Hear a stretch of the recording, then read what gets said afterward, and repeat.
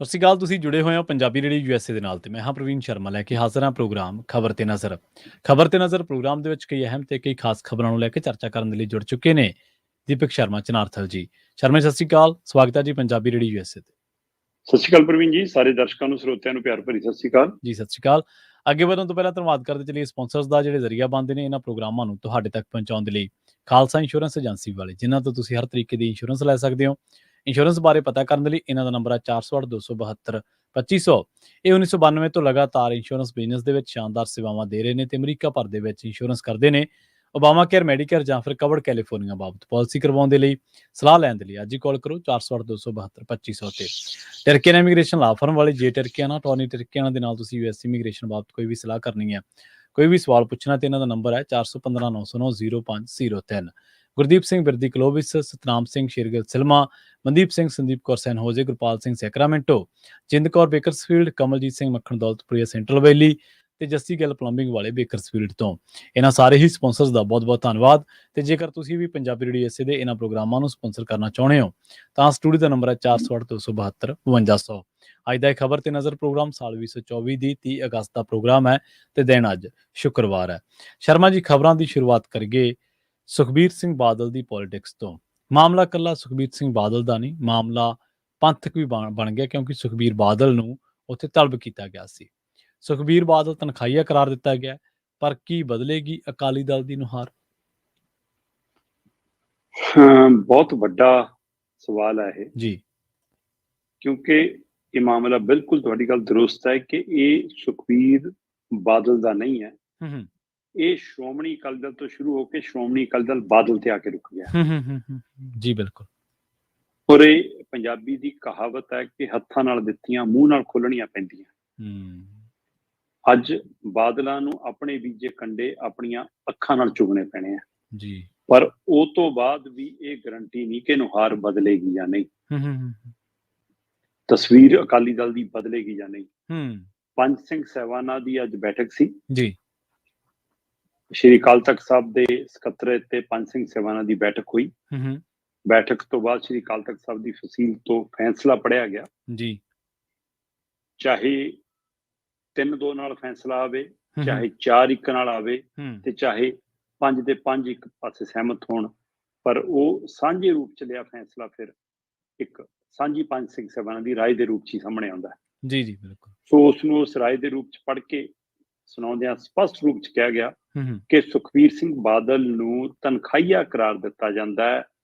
ਸਰਕਾਰ ਦੇ ਹੁੰਦਿਆਂ 2007 ਤੋਂ ਲੈ ਕੇ 2017 ਤੱਕ ਦੇ ਅਕਾਲੀ ਦਲ ਦੀ ਸਰਕਾਰ ਦੇ ਦੌਰਾਨ ਜਿਹੜੇ ਫੈਸਲੇ ਹੋਏ, ਕੁਝ ਕਦਮ ਪੁੱਟੇ, ਕੁਝ ਕਾਰਵਾਈਆਂ ਕੀਤੀਆਂ, ਜਿਹਦੇ ਕਾਰਨ ਪੰਥ ਨੂੰ ਢਾਹ ਲੱਗੀ, ਸਿੱਖੀ ਨੂੰ ਢਾਹ ਲੱਗੀ, ਪੰਜਾਬ ਦਾ ਨੁਕਸਾਨ ਹੋਇਆ। ਉਹਨਾਂ ਸਾਰੇ ਨੁਕਸਾਨ ਨੂੰ ਦੇਖਦਿਆਂ ਹੋਇਆਂ ਸੁਖਬੀਰ ਬਾਦਲ ਨੂੰ ਤਨਖਾਹੀਆ ਕਰਾਰ ਦਿੱਤਾ ਜਾਂਦਾ ਹੈ। ਠੀਕ ਹੈ।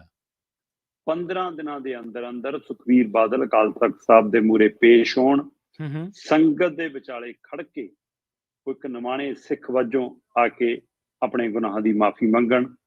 ਹੁਣ ਆਪਾਂ ਲੰਮੇ ਸਮੇਂ ਤੋਂ ਇਸ ਪ੍ਰਕਿਰਿਆ ਤੇ ਚਰਚਾ ਕਰਦੇ ਆ ਰਹੇ ਸੀ ਕਿ ਇਹ ਤੈਅ ਹੈ ਕਿ ਸੁਖਬੀਰ ਬਾਦਲ ਨੂੰ ਤਨਖਾਹੀਆ ਕਰਾਰ ਦਿੱਤਾ ਜਾਏਗਾ, ਪਰ ਉਹ ਤਨਖਾਹ ਜਿਹੜੀ ਲੱਗਣੀ ਹੈ, ਜਿਹੜੀ ਧਾਰਮਿਕ ਸਜ਼ਾ ਲੱਗਣੀ ਹੈ, ਜਿਹੜੀ ਉਹ ਸੇਵਾ ਨਿਭਾਉਣ ਦੀ ਡਿਊਟੀ ਲੱਗਣੀ ਹੈ, ਹੁਣ ਉਹਦੀ ਤਫਸੀਲ ਕੀ ਹੋਊਗੀ, ਉਹਦੀ ਲੜੀ ਕੀ ਹੋਊਗੀ, ਹੈ ਨਾ, ਉਹਦੇ ਪੜਾਅ ਕਿਹੜੇ ਹੋਣਗੇ, ਉਹਨਾਂ ਦੀ ਜਾਣਕਾਰੀ ਹੁਣ 15 ਦਿਨਾਂ ਦੇ ਇਹਨਾਂ ਦੀ ਪੇਸ਼ੀ ਤੋਂ ਬਾਅਦ ਸਾਹਮਣੇ ਆਉਣੀ ਹੈ।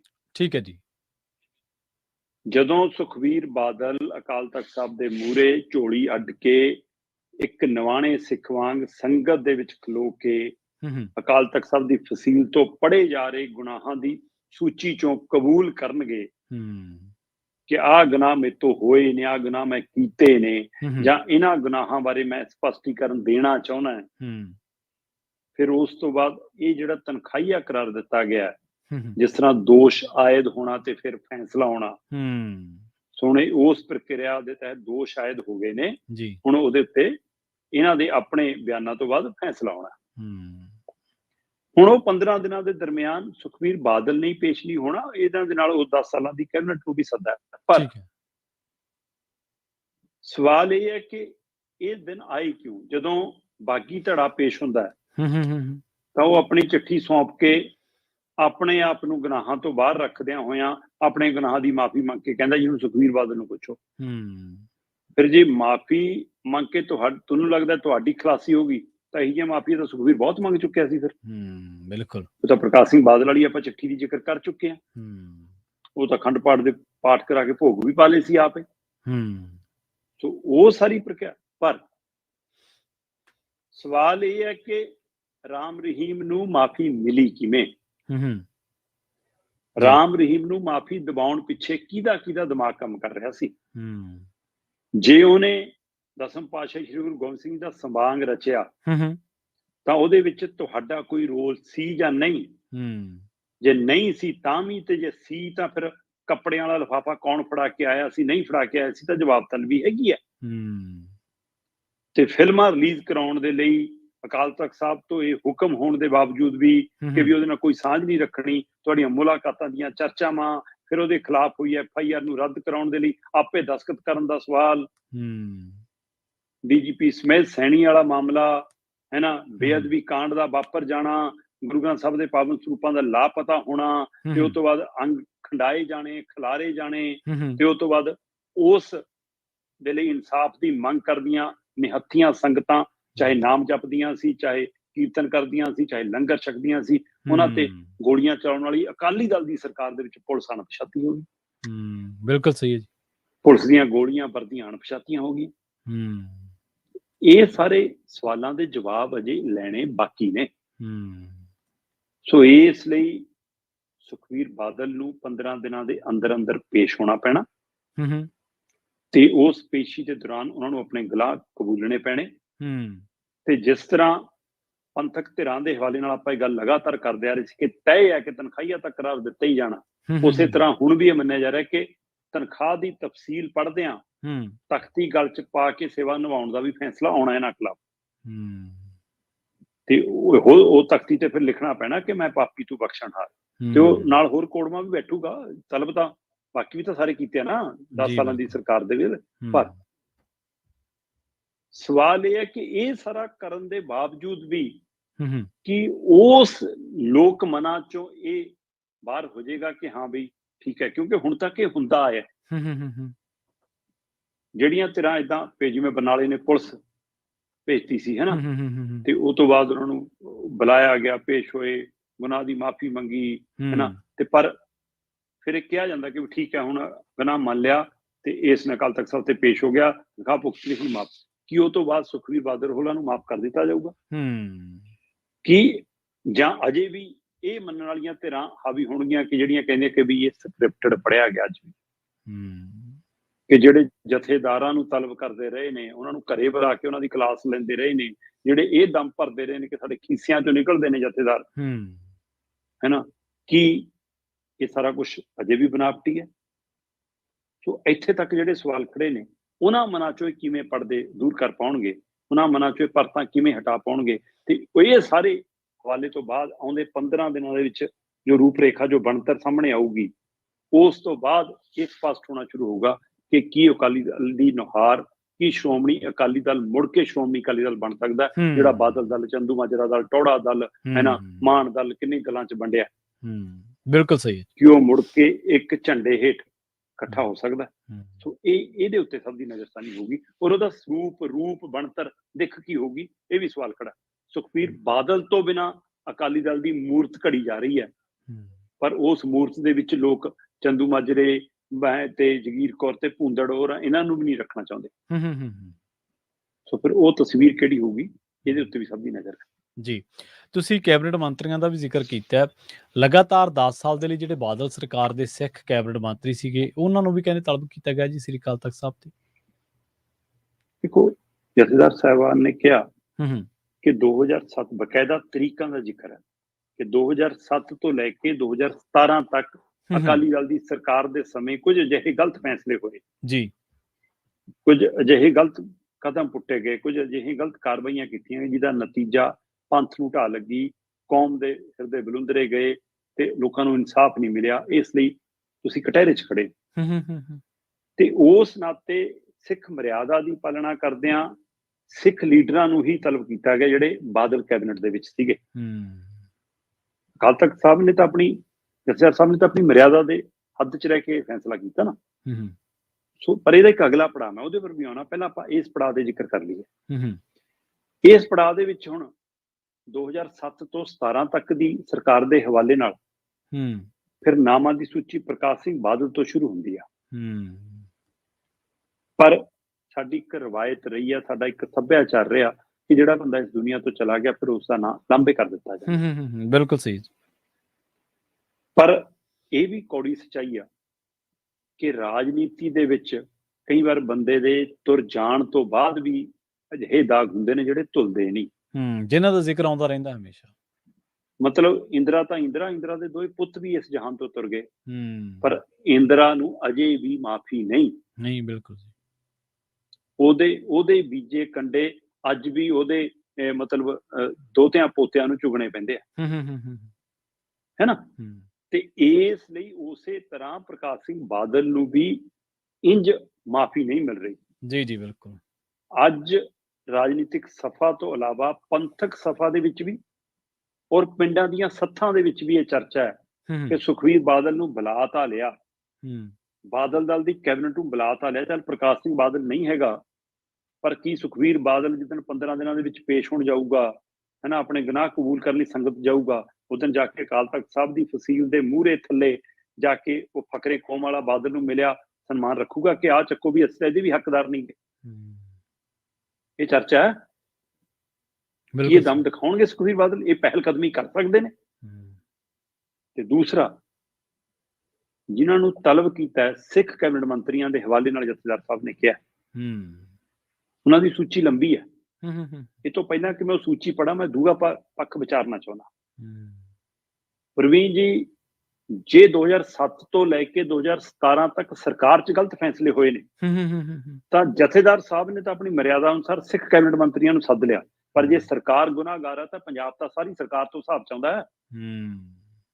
ਤੇ ਫਿਰ ਉਹ 'ਚ ਬੀਜੇਪੀ ਵੀ ਭਾਈਵਾਲ ਸੀ ਕਿ ਉਹਨਾਂ ਨੂੰ ਵੀ ਤੇ ਉਹਦੇ ਵਿੱਚ ਚਾਹੇ ਬਾਦਲ ਦਲ ਵਾਲੇ ਸੀ ਚਾਹੇ ਭਾਜਪਾ ਦਲ ਵਾਲੇ ਸੀ, ਜੇ ਹੋਰ ਭਾਈਚਾਰੇ ਦੇ ਮੰਤਰੀ ਸੀ ਉਹ ਵੀ ਗੁਨਾਹਗਾਰ ਨੇ। ਖੜਾਓ ਉਹਨਾਂ ਨੂੰ ਵੀ ਕਟਹਿਰੇ 'ਚ, ਲਿਆਓ ਉਹਨਾਂ ਨੂੰ ਵੀ ਬਾਹਰ। ਜਨਤਾ ਦੀ ਕਚਹਿਰੀ ਉਹਨਾਂ ਤੋਂ ਵੀ ਹਿਸਾਬ ਮੰਗਦੀ ਹੈ, ਪੰਜਾਬ ਉਹਨਾਂ ਤੋਂ ਵੀ ਹਿਸਾਬ ਮੰਗਦਾ।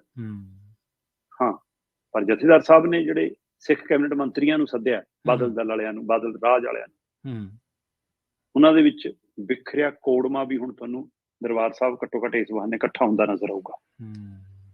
ਖਿਲ ਰਿਹਾ ਕੋੜਮਾ, ਉਹ 'ਚ ਮਨਪ੍ਰੀਤ ਬਾਦਲ ਵੀ ਹੋਊਗਾ, ਉਹ 'ਚ ਆਦੇਸ਼ ਪ੍ਰਤਾਪ ਕੈਰੋਂ ਵੀ ਹੋਊਗਾ, ਉਹਦੇ ਵਿੱਚ ਵਿਕਰਮ ਮਜੀਠੀਆ ਵੀ ਹੋਊਗਾ। 2007 ਤੋਂ 2017 ਮਤਲਬ 5 ਸਾਲ ਦੀ 5 ਸਾਲ ਦੀ ਦੂਜੀ ਸਰਕਾਰ। ਪ੍ਰਕਾਸ਼ ਸਿੰਘ ਬਾਦਲ ਤੋਂ ਸਰਕਾਰ ਸ਼ੁਰੂ ਹੁੰਦੀ ਆ, ਪਰ ਪ੍ਰਕਾਸ਼ ਸਿੰਘ ਬਾਦਲ ਨਹੀਂ ਹੈਗੇ ਤਾਂ ਉਪ ਮੁੱਖ ਮੰਤਰੀ ਸੁਖਬੀਰ ਬਾਦਲ, ਗ੍ਰਹਿ ਮੰਤਰੀ ਸੁਖਬੀਰ ਬਾਦਲ, ਤੇ ਇੱਕ 'ਚ ਵਿੱਤ ਮੰਤਰੀ ਮਨਪ੍ਰੀਤ ਬਾਦਲ, ਇੱਕ 'ਚ ਵਿੱਤ ਮੰਤਰੀ ਪਰਮਿੰਦਰ ਢੀਂਡਸਾ। ਤੇ ਇਸ ਲਈ ਜੇ ਸਿਕੰਦਰ ਸਿੰਘ ਮਲੂਕਾ ਨੂੰ ਪੇਸ਼ ਹੋਣਾ ਪੈਣਾ ਤਾਂ ਵਿਕਰਮ ਮਜੀਠੀਆ ਨੂੰ ਵੀ ਆਉਣਾ ਪੈਣਾ। ਜੇ ਦਲਜੀਤ ਸਿੰਘ ਚੀਮਾ ਨੂੰ ਆਉਣਾ ਪੈਣਾ ਤਾਂ ਸਰਜੀਤ ਸਿੰਘ ਰੱਖੜਾ ਨੂੰ ਵੀ ਜਾਣਾ ਪੈਣਾ। ਜੇ ਬੀਬੀ ਭੁਪਿੰਦਰਜੀਤ ਕੌਰ ਸੱਦੀ ਆ ਤਾਂ ਬੀਬੀ ਜਗੀਰ ਕੌਰ ਨੂੰ ਵੀ ਪੇਸ਼ ਹੋਣਾ ਪੈਣਾ। ਸਵਰਨ ਸਿੰਘ ਫਲੋਰ ਦੀ ਵੀ ਗੱਲ ਆ, ਅਜੀਤ ਸਿੰਘ ਕੁਹਾੜ ਦੀ ਵੀ ਗੱਲ ਆ, ਗੱਲ ਗੁਲਜ਼ਾਰ ਸਿੰਘ ਰਣੀਕੇ ਦੀ ਵੀ ਹੈ, ਗੱਲ ਸ਼ਰਨਜੀਤ ਢਿੱਲੋਂ ਦੀ ਵੀ ਆ। ਸੋ ਇਸ ਲਈ ਇਹ ਲੰਬੀ ਸੂਚੀ ਆ ਜੀ। ਬਿਲਕੁਲ। ਤੇ ਹੁਣ ਇਹਨਾਂ ਨੂੰ ਵੀ ਪੇਸ਼ ਹੋਣਾ ਪੈਣਾ, ਇਹਨਾਂ ਨੂੰ ਵੀ ਤਲਬ ਕਰ ਲਿਆ ਗਿਆ। ਹੁਣ ਇਹ ਹੈ ਕਿ 15 ਦਿਨਾਂ ਦੇ ਦਰਮਿਆਨ ਕੀ ਇਹਨਾਂ ਨੂੰ ਖੁੱਲਾ ਰੱਖਿਆ ਗਿਆ ਕਿ ਆਪਣੀ ਮਰਜ਼ੀ ਨਾਲ ਆਉਂਦੇ ਰਹਿਣ, ਜਾਂ ਇੱਕੋ ਦਿਨ ਇਕੱਠੇ ਆ ਕੇ ਸੰਗਤ ਦੇ ਮੂਹਰੇ ਖਲੋਣਗੇ।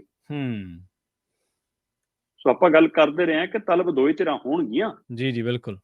ਸੋ ਪਰ ਇਹ ਸਰਕਾਰ ਦੇ ਹਵਾਲੇ ਨਾਲ ਸਵਾਲ ਹੈ ਤਾਂ ਇਸ ਲਈ ਉਹਨਾਂ ਨੇ ਸਰਕਾਰੀ ਧਿਰਾਂ ਦੇ ਹਵਾਲੇ ਨਾਲ ਸੱਦੇ ਦਿੱਤਾ। ਤੇ ਇਸ ਲਈ 15 ਦਿਨਾਂ ਦੇ ਦਰਮਿਆਨ ਕੀ ਵਾਪਰਦਾ ਹੈ ਸਭ ਦੀ ਨਜ਼ਰ ਉਹਦੇ ਤੇ ਹੈ। ਉਹ ਤੋਂ ਬਾਅਦ ਤੈਅ ਹੋਣਾ, ਕਿਉਂਕਿ ਸੁਖਬੀਰ ਬਾਦਲ ਦਾ ਅਸਤੀਫਾ ਵੀ ਮੰਗਿਆ ਜਾ ਸਕਦਾ। ਉਹਨਾਂ ਨੂੰ ਇਹ ਵੀ ਕਿਹਾ ਜਾ ਸਕਦਾ ਕਿ ਜਿੰਨੀ ਦੇਰ ਤਨਖਾਹ ਭੁਗਤਣੀ ਹੈ, ਧਾਰਮਿਕ ਸਜ਼ਾ ਭੁਗਤਣੀ, ਤੁਸੀਂ ਕਿਸੇ ਅਹੁਦੇ ਕਿਸੇ ਰੁਤਬੇ ਤੇ ਨਹੀਂ ਰਹੋਗੇ। ਤੇ ਉਧਰ ਚਰਚਾਵਾਂ ਸੀਗੀਆਂ ਕਿ ਗਿੱਦੜਬਾਹੇ ਤੋਂ ਚੋਣ ਲੜਨੀ ਹੈ। ਤੇ ਜੇਕਰ ਇਹ ਤੈਅ ਹੁੰਦਾ ਕਿ ਉਸ ਦੌਰਾਨ ਕਿਸੇ ਅਹੁਦਿਆਂ ਦੀ ਦੌੜ 'ਚ ਨਹੀਂ ਪਾਉਂਗੇ, ਕੋਈ ਚੋਣ ਨਹੀਂ ਲੜੋਗੇ, ਇਹ ਵੀ ਕਿਹਾ ਜਾ ਸਕਦਾ। ਤਾਂ ਫਿਰ ਸੁਖਬੀਰ ਮਨਪ੍ਰੀਤ ਬਾਦਲ ਲਈ ਵੀ ਰਾਹ ਬਣਦਾ। ਤੇ ਇਸ ਲਈ ਹੁਣ ਇੰਤਜ਼ਾਰ ਰਹੇਗਾ ਕਿ 15 ਦਿਨਾਂ ਦੇ ਵਿੱਚ ਕਿੱਧਰ ਨੂੰ ਜਾਂਦੀ ਹੈ ਕਹਾਣੀ। ਪਰ ਅਕਾਲ ਤਖਤ ਸਾਹਿਬ ਤੋਂ ਤਨਖਾਹੀਆ ਕਰਾਰ ਦੇਣ ਦੀ ਪ੍ਰਕਿਰਿਆ ਦੇ ਨਾਲ ਇੱਕ ਲੀਕ ਜ਼ਰੂਰ ਖਿੱਚੀ ਗਈ ਹੈ, ਇੱਕ ਆਸ ਦੀ ਕਿਰਨ ਜ਼ਰੂਰ ਨਜ਼ਰ ਆਈ ਹੈ ਕਿ ਸ਼ਾਇਦ ਇਸ ਤੋਂ ਬਾਅਦ ਹੀ ਅਕਾਲੀ ਦਲ ਦੀ ਨੁਹਾਰ ਬਦਲੇ।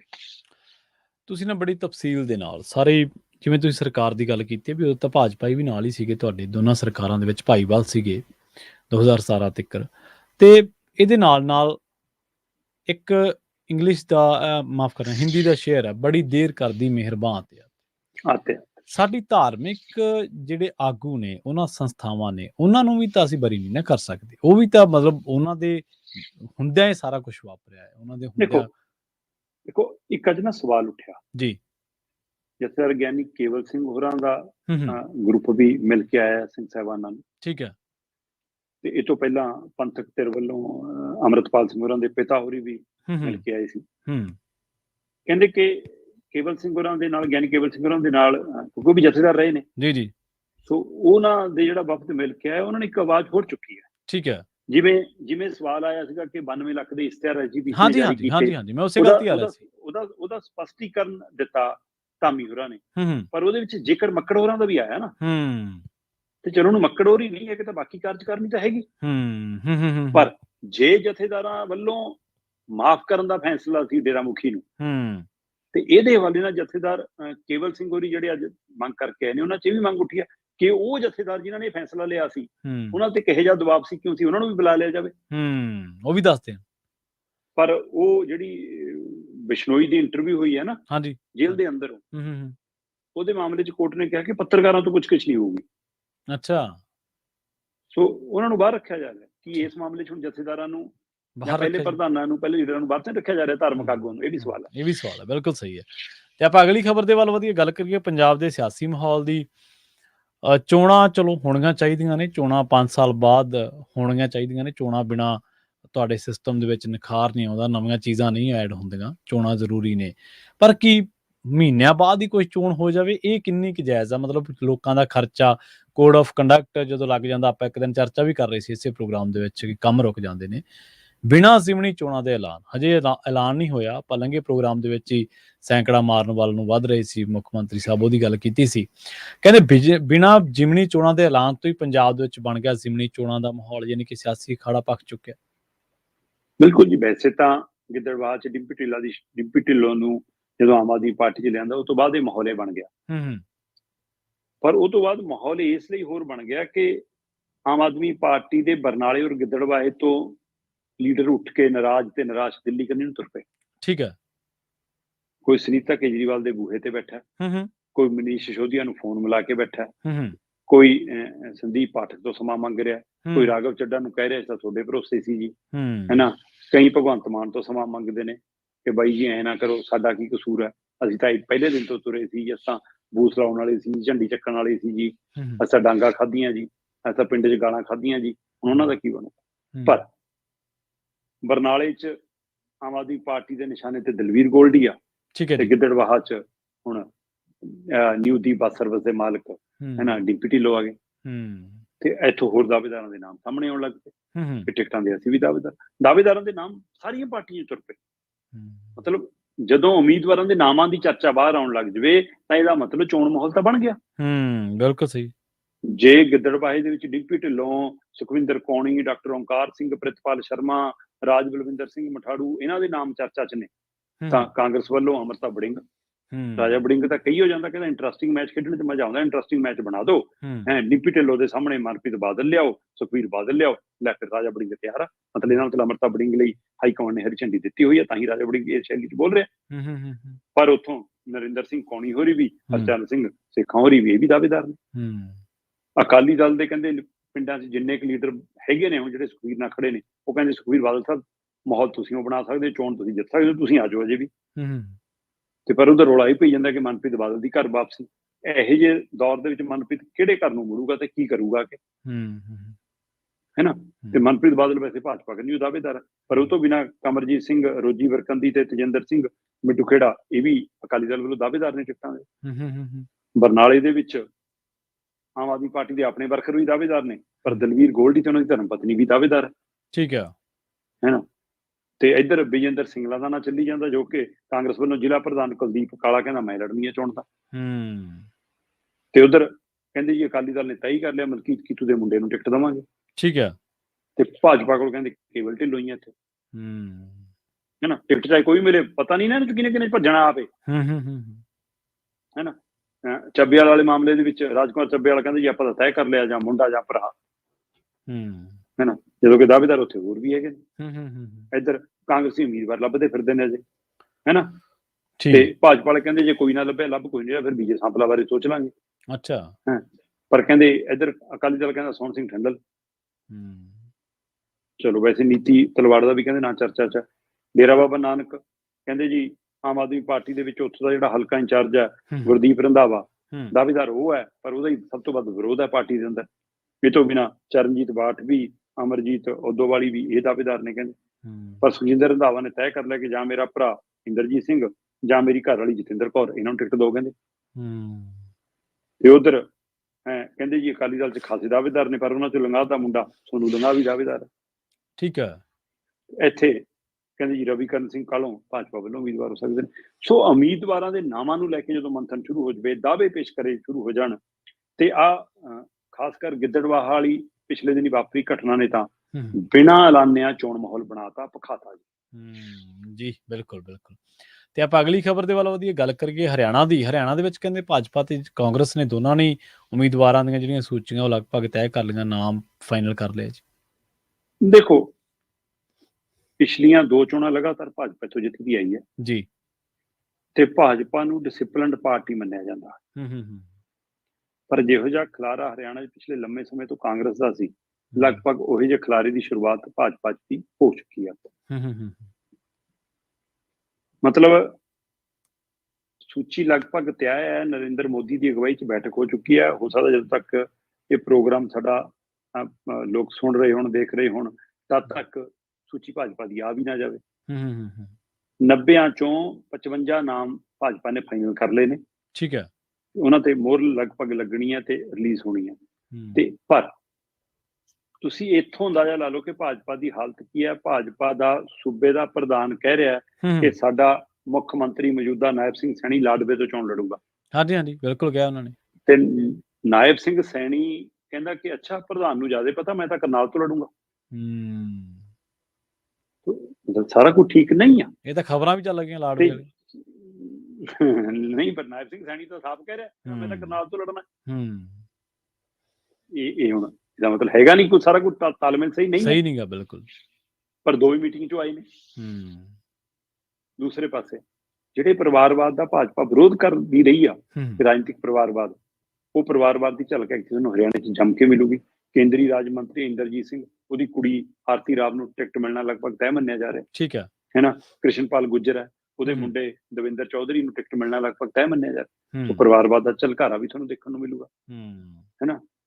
ਪਰ ਇਹ ਵੀ ਹੈ ਕਿ ਕਈਆਂ ਦੀ ਟਿਕਟ ਕੱਟੀ ਵੀ ਜਾਣੀ ਹੈ, ਝਟਕੇ ਵੀ ਬਹੁਤ ਨੂੰ ਲੱਗਣੇ ਆ। ਮੌਜੂਦਾ MLA ਮੰਤਰੀਆਂ ਨੂੰ ਸਾਧਨ ਝਟਕੇ ਲੱਗਣੇ ਆ। ਦੂਏ ਪਾਸੇ ਕਾਂਗਰਸ ਦਾ ਉਹੀ ਖਲਾਰਾ ਕਿ 90 ਸੀਟਾਂ ਨੇ। ਸਕਰੀਨਿੰਗ ਕਮੇਟੀ ਨੇ ਸਟੇਟ ਵਾਲੇ ਪੱਧਰ ਦੇ ਉੱਤੇ 60 ਸੀਟਾਂ ਤੇ ਨਾਮ ਕੱਢ ਲਏ, ਜਿਨ੍ਹਾਂ ਚੋਂ 30 ਦੇ ਉੱਤੇ ਇੱਕ ਨਾਮ ਹੈ ਉਹ ਹਾਈਕਮਾਂਡ ਨੂੰ ਭੇਜ ਦੇਣਾ। ਉਹ ਨਾਮ ਕਲੀਅਰ ਨੇ ਲਗਭਗ 30। ਠੀਕ ਹੈ। ਦੂਜੀਆਂ 30 ਸੀਟਾਂ ਦੇ ਉੱਤੇ 2 ਨਾਮ ਨੇ, ਉਹ ਵੀ ਭੇਜ ਦਾਂਗੇ। ਹੁਣ ਹਾਈਕਮਾਂਡ ਦੇਖੇ ਉਹਨਾਂ ਦੋਵਾਂ ਚੋਂ ਕਿਹਨੂੰ ਦੇਣੀ ਹੈ। ਫਿਰ ਇੱਕ ਜਾਂ ਬਾਗੀ ਹੋਊਗਾ ਜਾਂ ਕਿਸੇ ਪਾਸੇ ਜਾਊਗਾ ਜਾਂ ਮਨਾ ਲਿਆ ਜਾਊਗਾ, ਬਾਅਦ ਦੀ ਗੱਲ ਹੈ ਨਾ। ਪਰ ਅਗਲੇ ਕਹਿੰਦੇ ਵੀ ਸਭ ਤੋਂ ਵੱਧ ਟਿਕਟਾਂ ਦੀ ਡਿਮਾਂਡ ਇਹ ਸਾਡੀ ਆ। 2556 ਦਾਅਵੇਦਾਰ ਨੇ 90 ਸੀਟਾਂ ਤੇ ਕਾਂਗਰਸ ਵੱਲੋਂ। ਅੱਛਾ। ਅਗਲੇ ਕਹਿੰਦੇ ਇਹਦਾ ਮਤਲਬ ਸਾਡੀ ਜਿੱਤਣ ਦੇ ਸਾਰੇ ਬਹੁਤ ਨੇ, ਇਸ ਲਈ ਉਹ ਆਪਣੇ ਉਹਦੇ ਵਿੱਚ ਨੇ।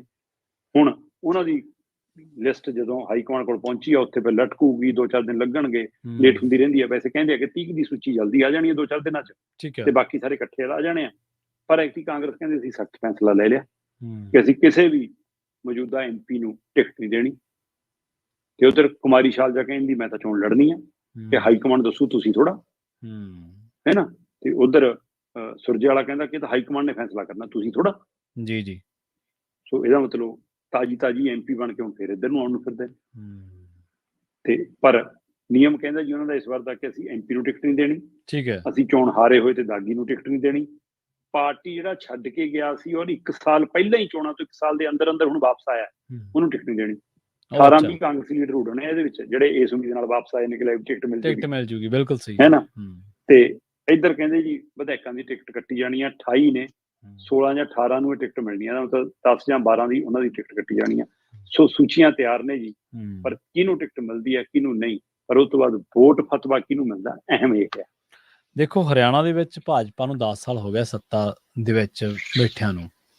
ਕਿਸਾਨੀ ਅੰਦੋਲਨ ਕਰਕੇ ਜਾਂ ਹੋਰ ਚੀਜ਼ਾਂ ਕਰਕੇ ਉਹਨਾਂ ਦਾ ਵਿਰੋਧ ਬਹੁਤ ਹੋ ਰਿਹਾ। ਇੱਥੋਂ ਤੱਕ ਕਿ ਜਿਹੜਾ ਖਿਡਾਰੀਆਂ ਵਾਲਾ ਮਸਲਾ ਸੀ, ਕੁੜੀਆਂ ਨੂੰ ਖਿੱਚਿਆ ਗਿਆ, ਧੋਇਆ ਗਿਆ, ਇਹਦਾ ਵੀ ਜਾਟ ਜਿਹੜੇ ਹਲਕੇ ਉਹਨਾਂ ਨੇ ਖਾਸਾ ਵਿਰੋਧ ਕੀਤਾ। ਹਰਿਆਣੇ ਦੇ ਲੋਕ ਖੇਡਾਂ ਨੂੰ ਬਹੁਤ ਪਿਆਰ ਕਰਦੇ ਆ, ਜਜ਼ਬਾਤੀ ਤੌਰ ਤੇ ਜੁੜੇ ਹੋਏ ਆ। ਪਰ ਕੀ ਕਾਂਗਰਸ ਇਹਨੂੰ ਆਪਣੀ ਜਿੱਤ ਦੇ ਰੂਪ ਦੇ ਵਿੱਚ ਬਦਲ ਸਕੂਗੀ? ਇਹ ਵੱਡਾ ਸਵਾਲ ਹੈ, ਕਿਉਂਕਿ ਕਾਂਗਰਸ ਦੇ ਵਿੱਚ ਵੀ ਪਾਟੋ ਧੜ ਬਹੁਤ ਹੈ। ਜਿਵੇਂ ਤੁਸੀਂ ਜ਼ਿਕਰ ਕੀਤਾ ਕੁਮਾਰੀ ਸ਼ੈਲਜਾ ਦਾ, ਰਣਦੀਪ ਹੁੱਡਾ ਦਾ ਧੜਾ, ਦਪਿੰਦਰ ਜਿਹੜਾ ਹੁੱਡਾ, ਮਾਫ ਕਰਾਂ ਦਪਿੰਦਰ ਹੁੱਡਾ, ਰਣਦੀਪ ਸੁਰਜੇਵਾਲਾ, ਉਹਨਾਂ ਦਾ ਧੜਾ, ਇੱਕ ਦੋ ਹੋਰ ਧੜੇ ਨੇ ਜਿਹੜੇ ਆਪੋ ਆਪਣੇ ਤਰੀਕੇ ਨਾਲ। ਨਹੀਂ, ਕਿਰਨ ਚੌਧਰੀ ਉਧਰ ਚਲੀ ਗਈ, ਧੜਾ ਤਾਂ ਇੱਧਰ ਹੈਗਾ, ਧੜਾ ਤਾਂ ਇੱਧਰ ਹੈਗਾ ਹੀ ਆ, ਬਿਲਕੁਲ ਸਹੀ ਹੈ ਜੀ।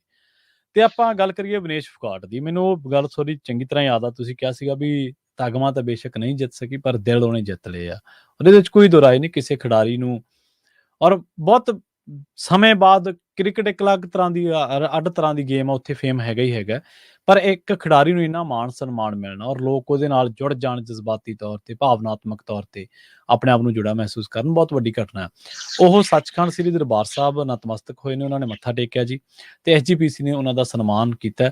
ਔਰ ਚੰਗੀ ਗੱਲ ਹੈ ਕਿ ਤੁਸੀਂ ਕਿਸੇ ਖਿਡਾਰੀ ਨੂੰ ਸਨਮਾਨਿਤ ਕਰ ਰਹੇ ਹੋ ਜਿਹਦੀ ਉਪਲਬਧੀਆਂ ਬਹੁਤ ਆ, ਜਿਹਦੀਆਂ ਪ੍ਰਾਪਤੀਆਂ ਬਹੁਤ, ਔਰ ਉਹਦਾ ਰੁਤਬਾ ਸਮਾਜ ਦੇ ਵਿੱਚ ਬਹੁਤ ਵੱਡਾ। ਬਿਲਕੁਲ, ਵਿਨੇਸ਼ ਫੋਗਾਟ ਨੇ ਕਿਹਾ ਕਿ ਮੇਰੀ ਚਿਰਾਂ ਦੀ ਤਮੰਨਾ ਪੂਰੀ ਹੋਈ ਹੈ, ਮੈਂ ਸੱਚਖੰਡ ਸ੍ਰੀ ਦਰਬਾਰ ਸਾਹਿਬ ਆ ਕੇ ਨਤਮਸਤਕ ਹੋਈਆਂ। ਔਰ ਇਹ ਤੋਂ ਵੱਡੀ, ਕਹਿੰਦੀ ਮੇਰੇ ਲਈ ਵੱਡਾ ਸਨਮਾਨ ਕੀ ਹੋ ਸਕਦਾ ਕਿ ਮੈਨੂੰ ਇੱਥੋਂ ਪ੍ਰਸ਼ਾਦ ਰੂਪ ਦੇ ਵਿੱਚ ਮਾਣ ਵੀ ਮਿਲਿਆ। ਜੀ ਜੀ। ਤੇ ਉਸਨੇ ਪੰਜਾਬੀਆਂ ਦਾ, ਸਿੱਖ ਕੌਮ ਦਾ, ਪੰਜਾਬ ਦਾ ਸੱਚਾ ਧੰਨਵਾਦ ਕੀਤਾ। ਤੇ ਜਥੇਦਾਰ ਦਮਦਮਾ ਸਾਹਿਬ ਦੇ ਗਿਆਨੀ ਹਰਪ੍ਰੀਤ ਸਿੰਘ ਹੋਰੀ, ਜਿਹੜੇ ਪਹਿਲਾਂ ਸ਼੍ਰੀ ਅਕਾਲ ਤਖਤ ਸਾਹਿਬ ਦੇ ਜਥੇਦਾਰ ਵੀ ਰਹੇ ਨੇ, ਉਹਨਾਂ ਦੇ ਹੱਥੋਂ ਸ਼੍ਰੋਮਣੀ ਕਮੇਟੀ ਨੇ ਉਹਨਾਂ ਨੂੰ ਬਕਾਇਦਾ ਸੱਚਖੰਡ ਸ੍ਰੀ ਦਰਬਾਰ ਸਾਹਿਬ ਦਾ ਮਾਡਲ ਭੇਟ ਕਰਕੇ, ਸ਼ਾਲ ਭੇਟ ਕਰਕੇ ਉਹਨੂੰ ਸਨਮਾਨਿਤ ਕੀਤਾ। ਸੂਚਨਾ ਕੇਂਦਰ ਜਿਹੜਾ ਦਫ਼ਤਰ ਹੈ SGPC ਦਾ, ਤੇ ਉੱਥੇ ਮੀਡੀਆ ਦੇ ਨਾਲ ਗੱਲਬਾਤ ਕਰਦੇ ਆ ਵੀ ਜਥੇਦਾਰ ਗਿਆਨੀ ਹਰਪ੍ਰੀਤ ਸਿੰਘ ਹੋਰੀ ਗੱਲ ਸਾਂਝੀ ਕਰਦੇ ਸੀ, ਕਹਿੰਦੇ ਕਿ ਇਹ ਸਾਡੀ ਧੀ ਹੈ, ਇਹਨੇ ਹਰਿਆਣੇ ਦਾ, ਪੰਜਾਬ ਦਾ, ਦੇਸ਼ ਦਾ ਮਾਣ ਵਧਾਇਆ ਦੁਨੀਆ 'ਚ, ਤੇ ਇਹ ਨਾਮਣਾ ਖੱਟ ਕੇ ਆਈ ਆ। ਕਹਿੰਦੇ ਮੈਡਲ ਖੱਟਣ ਵਾਲੇ ਤਾਂ ਬਹੁਤ ਹੁੰਦੇ ਨੇ, ਪਰ ਨਾਮਣਾ ਖੱਟਣ ਵਾਲੇ ਬਹੁਤ ਘੱਟ ਹੁੰਦੇ ਨੇ। ਬਿਲਕੁਲ ਸਹੀ। ਸੋ ਇਹ ਨਾਮਣਾ ਖੱਟ ਕੇ ਆਈ ਆ। ਸੋ ਇਸ ਲਈ ਅੱਜ ਇੱਕ ਵੱਖਰਾ ਰੂਪ ਚੜਿਆ ਵਾ ਸੀ, ਜਿਵੇਂ ਨਾ ਅੰਮ੍ਰਿਤਸਰ ਨਗਰੀ ਨੂੰ, ਉਹ ਨਜ਼ਰ ਆਇਆ। ਜੀ ਬਿਲਕੁਲ। ਸੋ ਕਿਸੇ ਪ੍ਰਾਪਤੀ ਲਈ ਕਿਸੇ ਬੰਦੇ ਦੀ ਸਲਾਹਨਾ ਕਰਨੀ, ਉਹਨੂੰ ਮਾਣ ਦੇਣਾ, ਉਹਦੀ ਵਡਿਆਈ ਕਰਨੀ, ਇਹ ਚੰਗੀ ਗੱਲ ਆ, ਉਹਦਾ ਹੌਸਲਾ ਅਫਜ਼ਾਈ। ਔਰ ਉਹਨੇ ਇੱਕ ਗੱਲ ਹੋਰ ਵੀ ਕਹੀ ਸੀ, ਆਪਾਂ ਨੂੰ ਚੰਗੀ ਤਰ੍ਹਾਂ ਯਾਦ ਰੱਖਣੀ ਚਾਹੀਦੀ ਸਾਰਿਆਂ ਨੂੰ। ਉਹਨੇ ਕਿਹਾ ਸੀਗਾ ਕਿ ਲੜਾਈ ਹਲੇ ਖਤਮ ਨਹੀਂ ਹੋਈ, ਸਾਡੀ ਇਨਸਾਫ ਦੀ ਜਿਹੜੀ ਲੜਾਈ ਆ, ਅਸੀਂ ਉਹਨੂੰ ਜਾਰੀ ਰੱਖਾਂਗੇ। ਇੱਥੋਂ ਤੁਹਾਡਾ ਪਤਾ ਲੱਗਦਾ ਕਿ ਤੁਹਾਡੇ ਹੌਸਲੇ ਕਿਸ ਤਰ੍ਹਾਂ ਦੇ, ਔਰ ਇਹ ਚੀਜ਼ਾਂ ਤੁਹਾਨੂੰ ਪ੍ਰਭਾਵਿਤ ਕਰਦੀਆਂ ਨੇ ਕਿ ਤੁਸੀਂ ਮੀਡੀਆ ਦੇ ਵਿੱਚ ਹੀ ਉਹੇ ਜਿਹੇ ਹੋ ਜਾਂ ਤੁਸੀਂ ਆਮ ਜ਼ਿੰਦਗੀ ਦੇ ਵਿੱਚ ਵੀ ਦੇਖਦੇ ਹੋ ਕਿ ਨਿਆਂ ਜਾਂ ਆਪਾਂ ਸੰਘਰਸ਼ ਦੀ ਗੱਲ ਕਰਦੇ ਹੋ। ਬਿਲਕੁਲ। ਹੁਣ ਆਉਂਦੇ ਦਿਨਾਂ 'ਚ ਇਹ ਵੀ ਸਪਸ਼ਟ ਹੋਣਾ ਕਿ ਉਹਨੇ ਰਾਜਨੀਤਿਕ ਪਿੜ 'ਚ ਉਤਰਨਾ, ਤੇ ਜੇ ਰਾਜਨੀਤਿਕ ਪਿੜ 'ਚ ਉਤਰਨਾ ਤੇ ਜੇ ਉਹ ਜਿਹੋ ਜਿਹੇ ਆਸਾਰ ਨੇ ਕਿ ਉਹ ਕਾਂਗਰਸ ਵੱਲੋਂ ਉਤਰੂਗੀ, ਤਾਂ ਉਹ ਤੋਂ ਬਾਅਦ ਉਹਦੇ ਸਮਰਥਕ ਵੰਡੇ ਵੀ ਜਾਣਗੇ। ਹਾਂਜੀ ਹਾਂਜੀ, ਬਿਲਕੁਲ ਬਿਲਕੁਲ। ਇੱਕ ਦੇਖੋ, ਇੱਕ ਖਿਡਾਰੀ ਨੂੰ ਜਦੋਂ ਇੱਕ ਧਿਰ ਨਾਲ ਖੜੋਗੇ, ਹਾਂਜੀ ਹਾਂਜੀ ਹਾਂਜੀ, ਇੱਕ ਧਿਰ ਦਾ ਟੁੱਟਣਾ ਵੀ ਤੈਅ ਹੈ। ਹਾਂ, ਫਿਰ ਤੁਹਾਨੂੰ ਲੀਡਰੀ ਵਜੋਂ ਹੀ ਦੇਖਿਆ ਜਾਊਗਾ। ਇਹਦੀ ਤਾਈ ਦੀ ਕੁੜੀ ਇਹ ਭੋਗ ਰਹੀ ਹੈ। ਫੋਗਾਟ ਬੇਸ਼ੱਕ ਮੈਂ ਕਹਿੰਦਾ ਇਸ ਮਾਹੌਲ ਦੇ ਵਿੱਚ ਇਹ ਜਿੱਤ ਜਵੇ, ਇੱਕ ਵੱਖਰਾ ਪਹਿਲੂ ਹੈ। ਪਰ ਜਦੋਂ ਤੁਸੀਂ ਰਾਜਨੀਤਿਕ ਪਿੜ 'ਚ ਜਾਂਦੇ ਹੋ ਤਾਂ ਬਹੁਤ ਕੁਝ ਬਦਲ ਜਾਂਦਾ, ਤੁਹਾਡੇ ਨਾਲ ਆ ਜਾਂਦਾ, ਬਦਲ ਜਾਂਦਾ। ਬਿਲਕੁਲ। ਸ਼ਰਮਾ ਜੀ, ਨਾਲ ਖਾਸ ਖਬਰਾਂ ਤੇ ਖਾਸ ਜਾਣਕਾਰੀਆਂ ਦੇ ਲਈ ਬਹੁਤ ਬਹੁਤ ਧੰਨਵਾਦ ਜੀ। ਬਹੁਤ ਸ਼ੁਕਰੀਆ ਜੀ। ਪ੍ਰੋਗਰਾਮ ਖਬਰ ਤੇ ਨਜ਼ਰ ਨੂੰ ਆਪਾਂ ਇੱਥੇ ਸਮਾਪਤ ਕਰਾਂਗੇ। ਤੁਹਾਡਾ ਸਾਰਿਆਂ ਦਾ ਬਹੁਤ ਧੰਨਵਾਦ। ਸਤਿ ਸ਼੍ਰੀ ਅਕਾਲ। ਜੁੜੇ ਰਹੋ ਪੰਜਾਬੀ ਰੇਡੀਓ USA ਦੇ ਨਾਲ।